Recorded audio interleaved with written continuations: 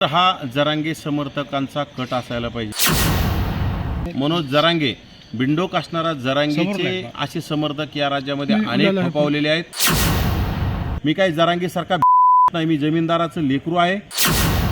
म्हणजे पिसाळलेला कुत्रा जरांगेला सुद्धा माझी सूचना आहे।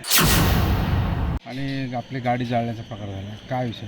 खरं तर हा जरांगे समर्थकांचा कट असायला पाहिजे, कारण मी जरांगे असेल, शरद पवारांच्या विरोधात असेल, कारण की सत्य बोलणाऱ्याच्या विरोधात असे कृत्य होत असतात।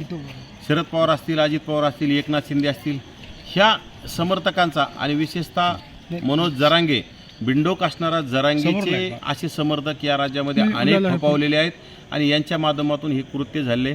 कारण की माझी गाडी गेल्या म्हणजे काल म्हणजे दुपारी 5 वाजल्यापासून तर आजपर्यंत अक्षरशः बंद असून झाकून ठेवलेली होती।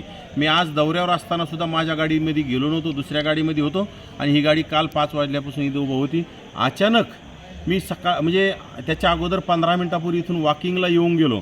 जेवण केल्याच्यानंतर 2-5 माणूस चलत त्या टायमिंगमध्ये मी चालून येऊन गेलो। त्या टायमिंगला इथं कोणी नव्हतं आणि त्यानंतर गाडी चेतल्याचा इथं कलमा झाला। कॉलनीमधील सगळ्यांनी आवाज दिला आणि त्यानंतर बाहेर मी आलो तर माझ्या गाडीचं सगळं कवर वगैरे जळत आलं होतं आणि यामध्ये समोरून पाहिलं तर पेट्रोल टाकून जाळण्याचा प्रयत्न केला आहे। हे बघा, माझी गाडी जाळल्याने मला काही फरक पडत नाही। मी काही जरांगेसारखा भिकारचोट नाही, मी जमीनदाराचं लेकरू आहे आणि मी ओबीसीचा आवाज कधी दबून देणार नाही। ओबीसीसाठी लढत राहणार। माझी गाडी जाळल्याने माझा आवाज बंद होणार नाही। माझी शरद पवारांना माझी सूचना आहे, माझी अजित पवार असतील, माझी एकनाथ शिंदे आणि म्हणजे पिसाळलेला कुत्रा जरांगेला सुद्धा माझी सूचना आहे। माझी गाडी जाळल्याने मला काही फरक पडत नाही।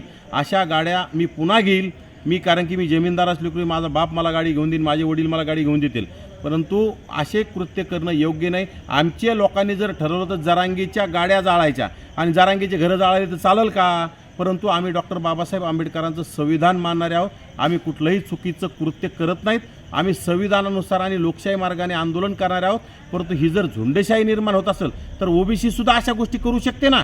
परंतु आम्ही आमच्या ओबीसी बांधवांना, ओबीसी कार्यकर्त्यांना, ओबीसी पदाधिकाऱ्यांना आम्ही कुठल्याही गोष्टी अशा करून देत नाहीत, निर्बंध लावण्याचं काम करतो।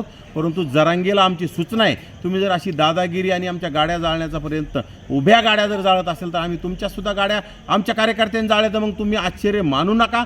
त्यामुळं तुम्ही असे चुकीचे कृत्य करू नका। माझी प्रशासनाला, पोलीस प्रशासनाला विनंती की हा गुन्हा जरांगेच्या नावाने दाखल झाला पाहिजे।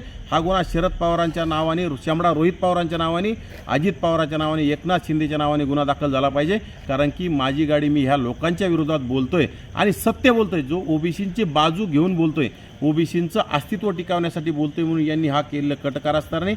परंतु माझी गाडी जाळल्याने मला काही फरक पडत नाही। मी लढत राहणार, मी बोलत राहणार।